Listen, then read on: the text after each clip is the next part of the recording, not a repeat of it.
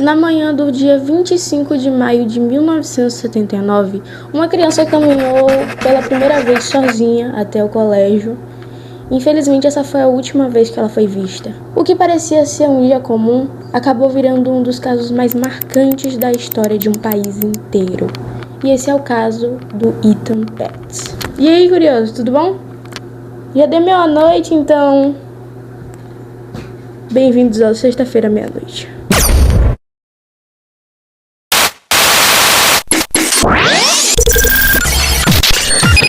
Ethan Khalil Petz nasceu dia 9 de outubro de 1972. Era descrito como um menino pequeno, alegre, muito carismático, afetuoso, curioso, muito educado e também muito responsável para a idade. Mas também tinha aquele lado teimoso e de humor temperamental. Também se dizia que ele era firmemente protetor com o irmão caçula. Ele também tinha uma irmã mais velha chamada Shira e o irmão mais novo se chamava Ari. A mais velha tinha 8 anos na época que ele desapareceu e o irmão mais novo tinha cerca de 2 anos.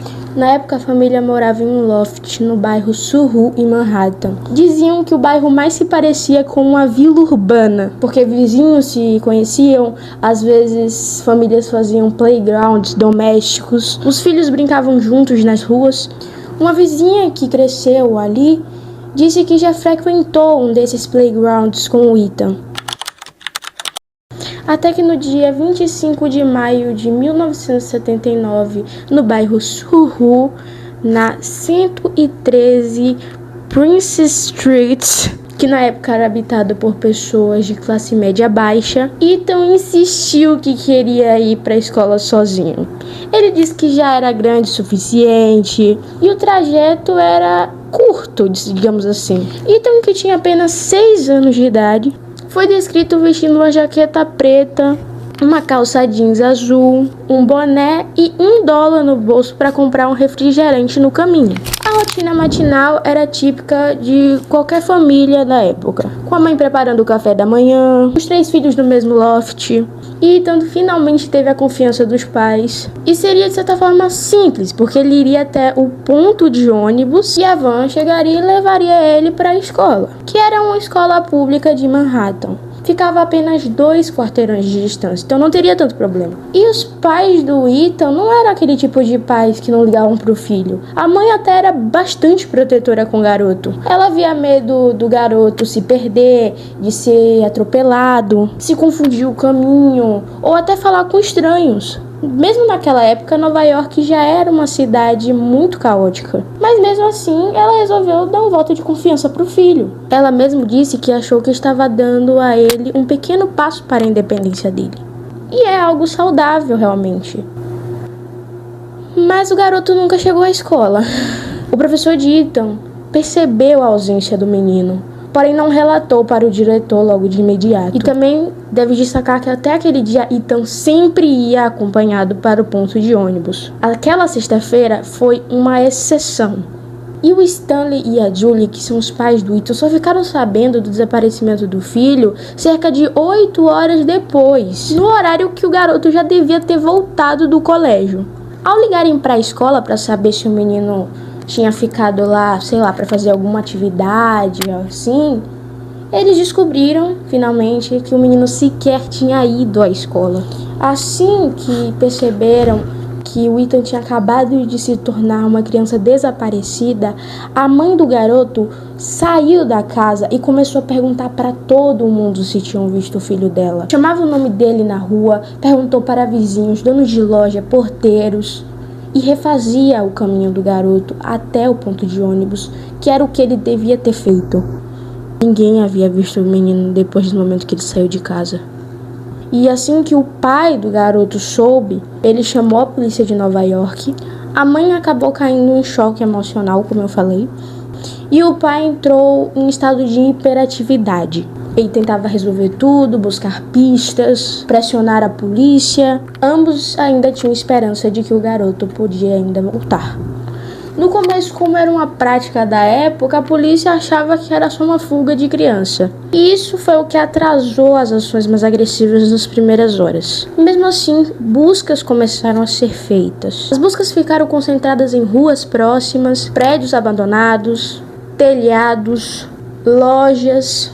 Pessoas do próprio bairro ajudaram instantaneamente. Nesse momento, a maioria das pessoas da cidade nem sabia que alguma criança tinha sido desaparecida até então. Mas aí, quando a foto de Ethan saiu em jornais, em cartazes, posters, aí sim, começou as pessoas a telefonarem, falando que já viram Ethan em algum lugar, que tinham pistas. A polícia recebeu um bocado de denúncias. Nos primeiros 3 dias, as buscas ficaram restritas a Manhattan. Durante anos, investigadores procuraram provas de um crime que não deixou rastros. E houve também diversos suspeitos, como Othoniel, gente, eu não sei falar o nome dele, Othoniel Miller, que era um carpinteiro que trabalhou no apartamento da família, e ele tinha uma oficina no porão entre o apartamento e o ponto de ônibus.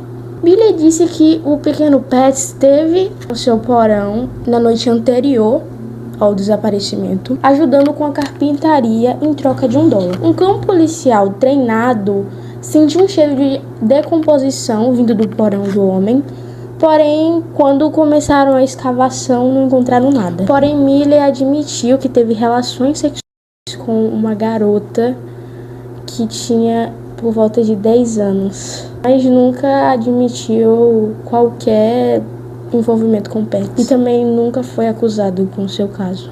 As ruas se encheram de cartazes de desaparecido, jornais fizeram apelos para quem tivesse informações, as caixas de leite pela primeira vez tiveram uma foto de uma criança desaparecida. Em junho de 1979, surgiu a primeira falsa esperança. Uma mulher afirmou ter visto Ethan em Nova Jersey, acompanhado de um homem. A polícia chegou a rastrear hotéis, postos de gasolina, mas nada foi confirmado. Em 1979 e 1980 acabou aparecendo vários relatos de pessoas que afirmaram ter visto Ethan, porém em estados próximos, Califórnia, Texas. Em pelo menos 2 desses casos, a polícia conseguiu abordar crianças que pareciam fisicamente com Ethan. Em todos tratava-se de meninos que realmente estavam desaparecidos também, porém que tinham documentação e tudo mais, e não era Ethan. Durante os anos 80, entre 81 a 85, a família recebeu cartas anônimas, telefonemas estranhos e até mensagem de supostos videntes falando onde o corpo estava. Várias escavações foram feitas com base nessas visões, mas o corpo não estava em lugar nenhum. Em 1983, um homem foi investigado após ser visto com um garoto que se parecia muito com Ethan, em um shopping em Indiana. A notícia começou a aparecer em alguns jornais como possível reaparecimento, porém dias depois confirmou-se que a criança não era Ethan. De novo. Nos anos 90, o caso já era conhecido no país inteiro, por causa das caixas de leite que começaram a circular no início da década de 90.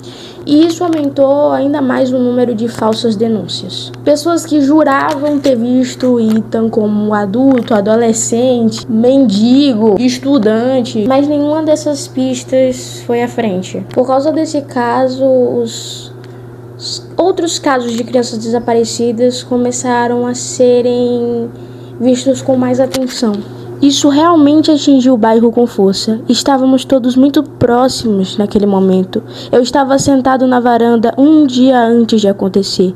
Eu estava com meu braço em volta dele. Disse Maisel sobre Ethan. Foi muito triste. E eu não acho que ninguém vai conseguir respostas. A busca por Ethan se arrastou. O detetive Butler, um pai de 6 filhos, viveu e respirou o caso. Como esse caso influenciou Bill Butler? Mais do que eu poderia imaginar. Ele estava muito amarrado ao caso. Infelizmente, em 1986, o Bill tirou a própria vida. Houve especulações que a frustração do Butler com esse caso foi um dos motivos. E a busca continuou sem ele. E em 19 de junho de 2001, um júri declarou oficialmente que Ethan Petz estava morto. Eles suspeitaram de um homem chamado José Antônio Ramos. E até conseguiram prender o homem. E Julie disse que mandava 2 vezes por ano um pôster do filho para ele, que estava escrito: "O que você fez com meu garotinho?". Porém, um novo detetive entrou no caso. e continuaram novas buscas por um possível novo suspeito. E quando viram que nada foi encontrado, o faz-tudo foi liberado. Mas tudo começou a mudar de verdade em 2012, mais de 33 anos depois. Até então, o caso tinha passado por dezenas de suspeitos, milhares de pistas, nenhuma prova, nenhum corpo, mas naquele ano algo aconteceu. Pedro Hernandes era um homem que em 1979 tinha 18 anos e trabalhava em uma loja de conveniência e era bem no caminho entre a casa de Ethan e o ponto de ônibus. E isso sempre esteve nos registros, mas nunca foi levado a algo concreto. Mas o que mudou foi o seguinte: quando simplesmente um cunhado de Hernandes relatou sua suspeita às autoridades. Esse familiar contou que Pedro tinha confessado esse crime à família anos antes. Ele dizia em crises emocionais que convenceu o menino a entrar num armazém onde ele trabalhava, o asfixiou e guardou seu corpo numa caixa. Até então, a família nunca tinha levado isso oficialmente às autoridades, por medo, confusão e também por acharem que o homem estava falando coisas sem sentido, por causa de seus problemas mentais. Com essa nova denúncia, a polícia reabriu esse caso. Ramírez, que era o familiar, sobre que Pedro também tinha contado histórias parecidas à sua ex-esposa e a um amigo. Não estava claro se ele já tinha sido interrogado. Por que você acha que ele não era um suspeito antes? Eu não tenho uma resposta para isso. Eu não estava lá. Você sabe, eu nunca tive clareza sobre isso e acho que ele também não. Cerca de 2 semanas depois de saber sobre Hernandes, em 23 de maio de 2012, a polícia foi à sua casa em Nova Jersey para conversar com ele. Na época da reabertura da investigação, ele morava num bairro do Queens, tinha histórico de deficiência intelectual leve, transtornos psicológicos, internações, tinha dificuldades de comunicação, era extremamente sugestionável. Mesmo assim, os investigadores decidiram interrogá-lo. E durante horas do interrogatório, ele negava tudo. E com base em quando eles foram pressionando mais o homem, ele começou a demonstrar confusões emocionais. Chorava, ficava em silêncio e em alguns momentos parecia concordar só para agradar. Depois de um longo período de pressão, ele acabou dizendo que, confrontado com fotos, Hernandes confirmou que se tratava de pets. Contou que na manhã de 25 de maio de 1979 viu um menino do lado de fora de uma loja de conveniência no caminho da escola. Disse que se aproximou e ofereceu um refrigerante. Segundo ele, Ethan aceitou ir com ele até um porão. Lá dentro, afirmou que entrou em pânico, que passou as mãos no pescoço do menino e o matou por estranho. E em seguida, disse que colocou o corpo em uma caixa e jogou no lixo, acreditando que o caminhão da coleta havia levado tudo embora. No momento que ele contou isso, os policiais consideraram a fala suficiente e forte para efetuar a prisão imediata. O problema é que, já nas primeiras horas após a confissão, começaram a aparecer incoerências graves em uma versão. Pedro dizia que o crime aconteceu de manhã. Em outro dia, dizia que foi à tarde. Em um interrogatório, falava de um porão. O outro falava de um depósito. Às vezes dizia que havia atraído o garoto. Em outras dizia que foi com doces que ele atraiu. A forma como o corpo teria sido descartado também mudava com frequência. Ele nunca conseguiu indicar um local exato, uma rua precisa, um depósito específico ou um ponto de despejo verificável. Além disso, quando os investigadores pediam que ele descrevesse detalhes físicos do menino, como roupas ou aparência naquele dia, ele frequentemente errava. Algumas vezes descrevia roupas que não batiam com os relatos confirmados, em outras dizia não lembrar de nada. Em certos momentos parecia repetir frases que havia acabado de ouvir dos próprios policiais, o que levantou uma suspeita muito forte de sugestão durante o interrogatório. Durante o julgamento de 2015, a defesa mostrou ao júri gravações completas da confissão. Ficou claro que Pedro era extremamente instável emocionalmente e chorava, pedia para ir embora, dizia que estava confuso e depois concordava com partes da narrativa quando os investigadores insistiam. Esse primeiro julgamento terminou sem decisão, porque os jurados não conseguiram concordar se a confissão era verdadeira ou induzida. Mas a falta de provas e vestígios na suposta cena do crime, assim como o fato do corpo continuar desaparecido, complicou o processo judicial em 2015. Após 4 meses de julgamento, um tribunal reachou a possibilidade de suspeito e considerou mais crível o argumento da defesa, que se baseou nos problemas mentais de Hernandes, que tem uma possibilidade conturbada e inteligência limitada. Alegaram também que esses problemas colocavam em dúvida a veracidade do seu próprio depoimento. Em 2016, houve um segundo julgamento. Dessa vez, a acusação apresentou registros de antigos relatos da família, mudanças de versões, mas com um núcleo central que se repetia, análise de comportamento. A defesa manteve o argumento de confissão forçada. Os promotores reabriram o caso em outubro de 2016, sem novas provas para apresentar. Apostaram em aprofundar os detalhes que Hernandes havia oferecido durante a confissão de 2012. A promotoria reforçou que, apesar das contradições, o núcleo da história de Pedro permanecia o mesmo. A loja, a promessa de bebida, o porão, o estrangulamento e o descarte do lixo também foram apresentados. Falas antigas de familiares relatando que anos antes ele já dizia em crises emocionais que havia matado uma criança. Isso pesou muito para o júri. Mesmo o corpo sem cena de crime, sem provas físicas diretas, ele acabou condenado por 25 anos. E aí tem a pergunta aqui: o porquê que esse parente contou? Durante décadas, Pedro Hernandes carregou o que dizia ser uma culpa insuportável, mas isso ficou restrito quase totalmente ao ambiente familiar. Desde os anos 80, ele já apresentava surtos emocionais, crises de choro, comportamento obsessivo e um sentimento constante de condenação religiosa. Em vários desses momentos, ele dizia frases soltas como que tinha feito algo terrível, que Deus nunca o perdoaria. Em algumas ocasiões, chegava a dizer explicitamente que tinha matado uma criança. A família, no entanto, interpretava isso como delírios causados pelos problemas mentais. Pedro tinha deficiência intelectual, depressão profunda, já havia sido internado e tomava remédios psiquiátricos. Desculpa pela dicção. Para eles, aquilo parecia uma manifestação do sofrimento psicológico do que uma confissão real de um crime concreto. Com o passar dos anos, esses episódios continuaram.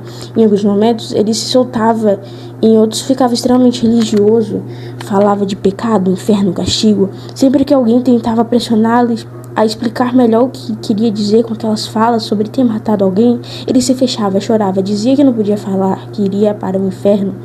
A família vivia num dilema silencioso. O que, com o tempo em que tinha medo de que aquilo fosse verdade, mas também tinham muito receio de entregar alguém tão frágil à polícia sem nenhuma prova objetiva. O que muda tudo acontece por volta de 2011 e 2012. Um parente muito próximo dele começa a levar essas falas mais a sério.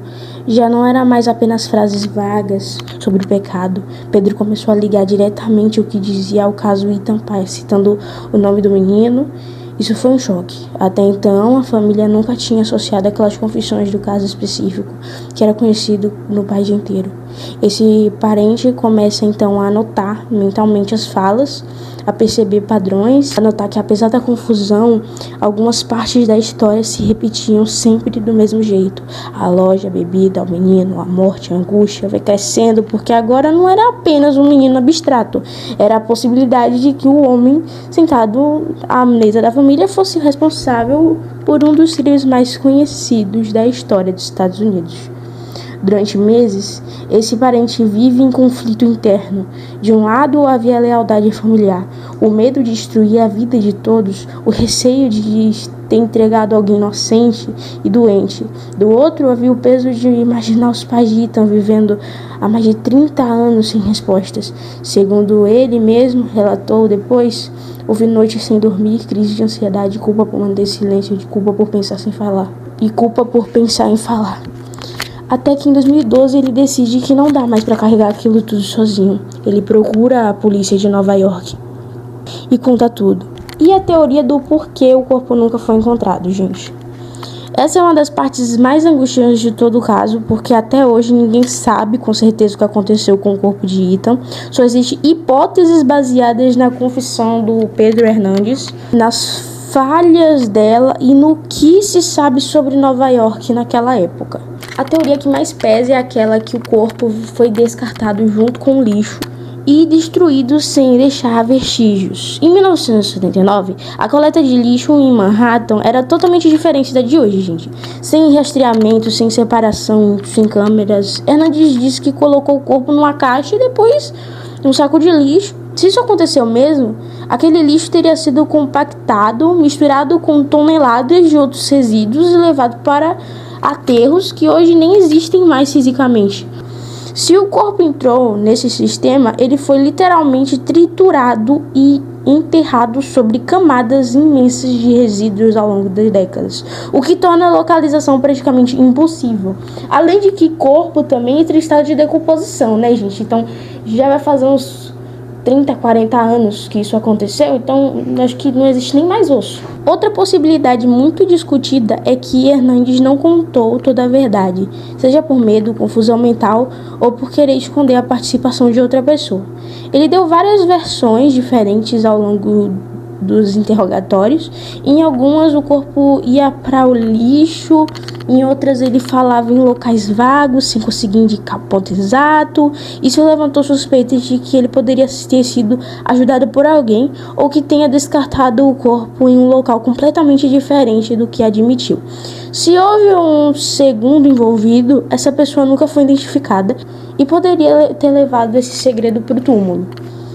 Também existe a teoria mais amarga para a família, o que o corpo nunca esteve em Manhattan por muito tempo. É possível que ele tenha sido levado para fora da cidade ainda no mesmo dia ou na madrugada seguinte. Nova York é cercada por pontes, túneis, rodovias e áreas de mata mais afastadas. E se isso aconteceu, o corpo poderia ter sido abandonado em um local remoto, nunca descoberto, como rios, terrenos baldios da época ou áreas que depois foram urbanizadas. Nesses casos, restos mortais podem desaparecer completamente ao longo dos anos, sem nunca serem reconhecidos como parte de um crime específico. Há mais uma quarta linha de suspeita que nunca foi totalmente descartada. A de que a confissão de Hernandes não era confiável. Ele tinha um histórico de problemas mentais, era altamente questionável e foi interrogado por horas. Para a parte dos investigadores e jornalistas, existe a possibilidade de que ele tenha assumido o crime sem lembrar com precisão do que fez, ou até sem ser o autor, o que explicaria por que o corpo jamais apareceu. Se ele não foi o verdadeiro responsável, então o paradeiro de Ethan pode estar ligado a outra pessoa que nunca foi descoberta. O que torna tudo ainda mais cruel é que cada uma dessas teorias impede um encerramento real. Sem corpo, não há sepultamento, não há despedida concreta, não há sensação de fim. Os pais de Ethan passaram décadas oscilando entre a esperança e a dor, mesmo depois da condenação de Hernandes. Essa ferida continuou aberta justamente porque a parte mais básica de toda a história, onde está o menino, nunca foi respondida. Seu pai e sua mãe, no entanto, nunca perderam as esperanças, inclusive por isso que passaram as 4 décadas seguintes ainda morando no mesmo bairro onde viviam quando seu filho desapareceu, esperando por notícias dele. A perda do menino de 6 anos acabou impulsionando o casal a trabalhar com casos de crianças desaparecidas, ajudando outras pessoas em situações semelhantes na busca por seus pequeninos. Então, quando eu gravei esse vídeo, tinha sido no final de 2025, então o vídeo terminaria ali. Porém, eu acho que já deu pra perceber que esse caso, por mais que tenha sido há 4 décadas atrás, sempre tem novas atualizações, novas reviravoltas, e é isso que eu vou falar aqui agora. Talvez o Pedro Hernandes saia da cadeia em junho de 2026, ou seja, esse ano. Calma aí que eu vou explicar o porquê. Eu contei pra vocês sobre o diagnóstico dele e sobre a defesa dele durante as acusações no tribunal. Eu vou tentar explicar o mais breve possível para que vocês possam entender tudinho o que tá rolando. Eu pretendo postar esse vídeo antes de junho de 2026, ou seja, de junho desse ano. Então, pelo que eu entendi aqui, A condenação de Hernandes, na verdade, foi anulada em junho de 2025. Foi anulada por um tribunal de apelações que ordenou que ele seja liberado, a menos que o Estado realize um novo julgamento. Um dos advogados de Hernandes ainda chamou a condenação de fundamentalmente falha e também enfatizou que os juízes do Tribunal de Apelações disseram que tinham graves dúvidas sobre a validade das confissões. Ele também falou que Hernandes é alguém que está propenso a fazer confissões falsas e que nem todas as suas declarações correspondem aos fatos do caso. Além disso, vários médicos diagnosticaram Hernandes com diversos distúrbios, incluindo transtorno psicótico, esquizofrenia, transtorno bipolar, doença mental crônica e comprometimento da memória, juntamente com um QI incrivelmente baixo, o que significaria que ele estava funcionando no nível mais baixo de inteligência em comparação com outras pessoas. E os advogados dele também falaram que suas condições o tornaram especialmente suscetível a alucinações confessionárias. Para recapitular o que aconteceu no interrogatório, ele pediu para sair várias e várias vezes, acusou os policiais de tentar fixar o que aconteceu com aquele menino nele, falou sobre ver fantasmas, parecia não entender completamente seu direito a um advogado e perguntou aos detetives como soletrar a palavra sufoco ao escrever sua confissão. Enfim, ainda não rolou totalmente esse júri, vai acontecer em junho desse ano, de 2026, e me fala aí o que vocês acham, se ele é culpado ou não. O mais triste é que agora, com mais de 4 décadas, tem sido considerado um dos casos mais confusos do país. Vários suspeitos ao longo dos anos, eles confessaram até molestar e abusar de outras crianças, mas cada um deles negou o sequestro da morte de Pets. Já se passaram mais de 45 anos, 16 mil dias, mais de 380 mil horas. E em algum lugar, alguém sabe exatamente o que aconteceu na manhã de 1979. Pode ser um homem livre, pode ser alguém que já morreu, mas a verdade existe. O caso de Ethan Pets atravessou gerações, mudou leis, criou movimentos nacionais, mas falhou na única coisa que realmente importava: trazer o menino de volta.